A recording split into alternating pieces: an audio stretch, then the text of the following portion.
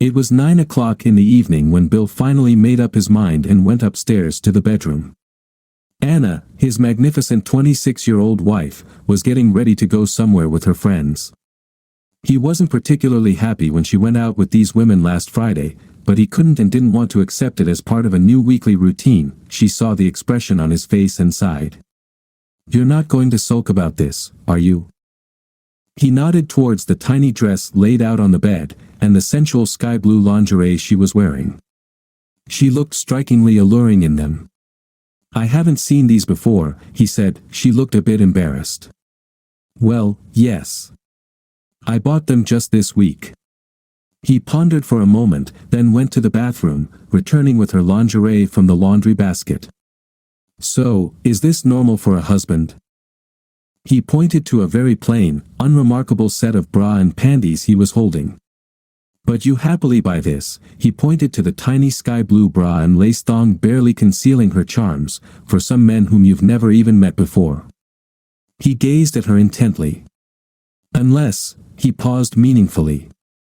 "Unless this is just another nighttime stroll with the girls on the prowl. Maybe you really have arranged to meet someone there, like, on a date." He tilted his head as she looked at him incredulously. "No," she exclaimed. "There's no one else. How could you even think that?" "So," he said, ignoring her question and choosing his words carefully. "When you're out with your friends, you never dance with other men, embrace them, kiss them, or allow them to get close to you. How dare you even suggest that?" Now she was angry. "I dare to suggest it because I know more about your friends than you probably realize," he replied. "One's single, two are divorced, and then there's you, to complete the set. Do you really expect me to believe that when they're seeking casual encounters, they wouldn't try to bring you down to their level? How dare you judge them?" She snapped at him. "I'm not judging them," he responded calmly. "They're free to make their own choices, as are you." She looked at him suspiciously. "So you're telling me not to go? How can you call that a choice?" "I didn't tell you not to go out. I simply made it clear that I consider it inappropriate behavior for a married woman and that your girlfriends are getting you into situations that will inevitably end badly for our marriage." She got angry. "Are you seriously suggesting that my outings with girlfriends could threaten our marriage?" She scoffed. "Don't be so damn insecure. I always come home to you. Why are you so worried?" "I'm worried because you're the most beautiful woman I know, and you go to clubs with single girls whom I don't trust. Add to that excited men and alcohol, and it's a surefire way to trouble." He continued, raising his hand to prevent her interruption. "Our marriage is already at risk because you think this," he gestured towards her almost nakedness, "is something your husband should just accept without questions. Hey, now it's too late. I promised to meet them at 10, and you're trying to make me late," continuing in the same spirit. She returned to her makeup. He decided to make one last attempt. "You also promised to respect your husband," he remarked pointedly. "It seems you're comfortable enough ignoring that promise. Or are the feelings of your friends more important to you than mine? What the hell is wrong with you? Don't you trust me?" She snapped. "I'm just going out for drinks with the girls. That's it. Now, for heaven's sake, leave me alone." He sighed deeply. "It's just that I want to trust you, but I refuse to sit at home every Friday night, wondering if you'll take another step or end up accidentally flirting with some guy. I would never do that." "You," he interrupted her again. "Gail boasted about her exploits on social media last week. She's one of your friends, and that's precisely what she did. How much time needs to pass before you start to believe everything's fine, if I never find out?" She just stared at him, at a loss for words. He continued, now more resolute. "If you want to go dancing, invite me along. If you just want to go rub elbows with strangers, then be honest, and we can end this right now. You're just being insulting." She lashed out at him. "No. I'm being honest. I don't believe you're just a fan of dirty dancing and kisses, looking for illicit affection or, worse, a quick fling. I'm willing to believe you haven't cheated with anyone. But that's the choice I'm offering you. Leave or stay, it's up to you. But remember, I have a choice too. If you leave, you can party as much as you want. I won't be here when you come back. So here it is. He said it. He had given her every opportunity to understand his feelings, to hear his desire to mend their marriage. Now she had a choice, him or them. You're joking, damn it. She was as furious as he had never seen her over the past 4 years they'd been a couple. No, he said quietly. If you want to dress like your slutty friends and go out drinking and dancing with them every Friday night, that's fine. I'm just telling you that the prospect of me sitting at home waiting for you to come back one night is not how I envision my future. For now, he said, heading towards the door, I have things to attend to. I'll be downstairs when you've made your decision. She sat in front of the mirror, pondering. She hadn't had sex, but, not quite.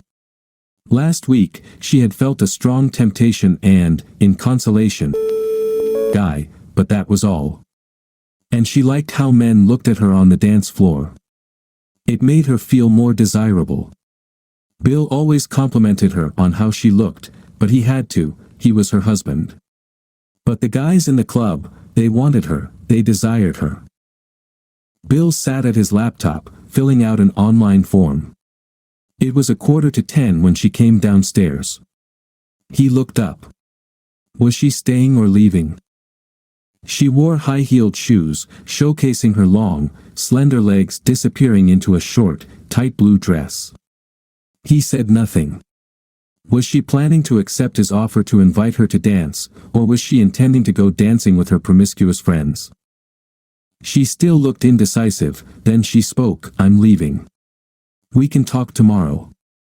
He slowly shook his head and turned back to his computer, silently ignoring her. She stood there for a moment, unsure if he was bluffing. He didn't even hear the front door close as she left. He finished filling out the form, attached the link to the email, and clicked send. He went upstairs and threw some clothes into a couple of suitcases. On Monday, he would tell his boss that he accepted the job offer in Dubai. He called a taxi and, while waiting, sent a message to his wife's family group, hello everyone. I'm sorry you have to find out like this, but Anna made it very clear to me that she needs more excitement and variety in her life than I can provide. I sent her the link to our divorce statement via email. It has been an honor for me to be part of your family, but I hope you understand why I have decided from this moment onwards to no longer maintain contact with all of you. He had to do something else, so he approached the printer, took a sheet of paper from the output tray, and wrote something down. He affixed it over their wedding photograph above the fireplace. Then he turned off his phone and went out onto the street to wait for his taxi. Anna had just sat down at a table in the club and was chatting with Gail when her phone rang. If this is Bill begging me to come home, she said irritably that it wasn't. It was her older sister, Karen. Where the hell are you disappearing to? Karen yelled. I'm at the club with my friends, she said, defensively. So what? Does Bill know? Karen asked. Yeah. Well, he knows I'm hanging out with friends. So what's the matter? And was he happy about it? Karen seemed annoyed. But, on the other hand, she always had a soft spot for Bill. No, he wasn't pleased. But I told him we'd talk about it tomorrow. Well, good luck with that, you foolish cunt. He dumped you. If you don't believe it, check your email. Gail watched in astonishment as Anna frantically tried to open her email app on her phone. Even in the dim lighting of the nightclub, she could see her friend visibly pale. Anna noticed the message for her family. It must have been the reason for Karen's call, then her phone rang again. Thank God, it's Bill. No, it was her father. What did you say to Bill? Her father demanded an answer. This man treated you like a queen, and you wanted more. No, Dad. It's not like that. I just felt trapped. I needed just one night a week, to be myself. You're in a damn nightclub. Your husband just dumped you, and you're going to damn nightclubs? He asked incredulously. Her father was clearly furious. He had never cursed like this in front of his family before. What could she say? She was in the club, it was obvious from the background noise. No, Dad. He must have decided something after I left. Dad? Dad? He hung up. Anna grabbed her purse and phone and hurried to the exit, completely ignoring Gail and not noticing her two other friends as she passed them on the street. She found a taxi and was home within 15 minutes. On the way, she tried to call her husband, but his phone just went to voicemail. The house was quiet and deserted. She kicked off her shoes and rushed upstairs. Most of his clothes, shaving kit, were gone. She went downstairs. His phone, laptop, wallet, all gone as well. Back upstairs, his passport was also missing. He had warned her. No ambiguity. No room for misinterpretation. If she left that night, she would return home to an empty house. She knew he hated lies. In the past, he had been betrayed by a girl, and he placed honesty above all else. He did exactly as he said. Anna descended downstairs in complete bewilderment. An hour ago, she was married. Now they were separated. Less than a year later, she would be divorced. All because she went dancing. Then she saw the photograph above the fireplace. Something was off. When she saw what he had done, she felt like she was going to be sick. It was a picture from someone's social media profile. It showed a young man on one knee proposing to his girlfriend. But there, in the background, was Anna, kissing some guy while he fondled her breasts. In big black letters at the bottom, Bill had written, "Liar." Well, what happened next? Bill goes abroad, and Anna was given the freedom she dreamed of. Everything that happened after that, the abortion and Anna's subsequent childlessness 6 months later, Bill eventually marrying a sweet and charming Australian woman he met while kayaking in Dubai, are separate stories that may or may not be written. But their story, the story of Bill and Anna, ended there. Story 2. As I entered my street, I reduced my speed and drove more cautiously. The city council still hadn't fixed the dangerous pothole in the middle of the road, despite my weekly phone calls and letters. Our street was located at the base of a steep hill, causing cars to enter it at an unacceptably high speed, and I worried that an accident would happen one day. Obviously, this didn't warrant attention, as I never received any response other than, "We are working on it." Well, perhaps I will consider voting for the opposition in the next elections. Approaching the house, I noticed a large car parked on the driveway. I wondered if one of Emma's friends had come to visit her. I was well acquainted with her friends, and they occasionally hung out at our place, so it wouldn't have been unusual, but the car didn't resemble anything her friends would drive. Emma and I had been dating for 4 years, and for the past year, we had been living together. I knew she was expecting a ring soon, and my plans included giving it to her and making a lifelong proposal. Turns out, instead of that, she was planning to gift me my own lifelong memory. I parked in the garage and entered the house, announcing my presence. "Darling, I'm back from work." She was sitting in the living room on the couch with a man I hadn't seen before. I had a very bad feeling about this, but I decided to give her a chance to explain before getting angry. "I didn't know we had a guest." "Who is this, Emma?" "Welcome home, dear." "Mark, this is Donovan. I think we need to talk." My suspicions were confirmed, and I tried to remain calm in the situation, knowing that I wouldn't gain anything by being violent. "What is there to talk about? You both know how it looks, and I sincerely hope I'm completely wrong about this, and instead, you both have a wonderful explanation." Well, you see, you know that we've been dating for a long time, and I really want to marry you and grow old together, but I would like to explore some things before we settle down forever. I don't want to reach 60 and regret everything I didn't do, so I want to get this out of my system while I'm still young and unmarried. I've been seeing Donovan for a while now, and I don't want to continue doing it behind your back. I thought it would be fair to tell you. I want to make you an offer so that we can all be happy. Don't you think it would be nice to open up our relationship? Open up the relationship? Seriously? What's honest about that, Emma? It's just a mess. I hope you won't take it that way. You understand that by agreeing to this, you'll have the freedom to see other women, but I trust you enough to know that you'll come back to me. I won't pretend that I like it, but for a successful relationship, both partners have to play by the same rules, so I can't deny what I want for myself. Give us a chance, and you'll see how much stronger we'll become as a result. Even if you're not fully convinced now, I'm sure that in a few months, you'll see it as just a minor, beneficial shakeup in our relationship. Do you even listen to yourself? You're not playing by the right rules, are you? You have a romance behind my back, and you have the audacity to pretend it's an open relationship, so you don't feel guilty about it. A minor shakeup? God, you're insane.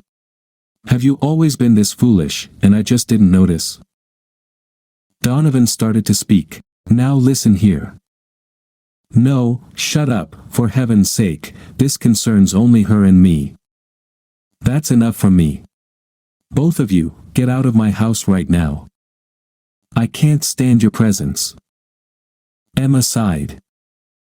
I really hoped you wouldn't react like this, but I suspected it might be possible. I've packed a bag with a few things, and I'm going to stay with him for the next few days to give you a chance to calm down.